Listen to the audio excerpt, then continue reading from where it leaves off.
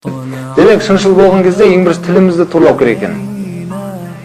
Тілімізбен, айтсақ, жақсы сөз айтымыз керек екен, рас нәрсені айту керек, өтірік ешқашан сөйлемеу керек.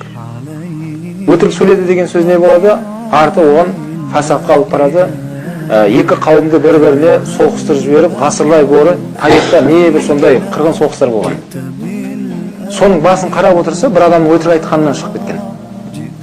Расул алейхиссаламға сахаба сұраған, мұсылман адам күнә істеп қоюы мүмкін ба деп сұрайды. Иә, Расул істеп қоюы мүмкін дейді пайғамбар алейхиссалам. Бірнеше соны қайталанады.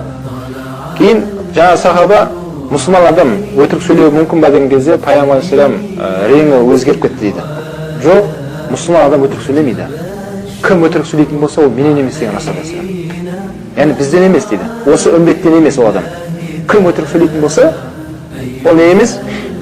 Ол мұсылмандардың үмбетінен емес деп айтқан Расул алейхиссалам. Демек, өтірік сөйлемеу керек, қандай жағдайда да адам шын сөйлеу керек. Әрине, шын нәрсе ащы болады, басында ауыр болады. Бірақ соңында қуанасыз. Осы өмірде де шын сөйлегеніңізге, ақыретте де Алланың алдында жүзіңіз жарық болып, сол шын сөйлегеніңіздің арқасында не болады? Сіз Алланың алдында марапатталып үлкен сауап аласыз.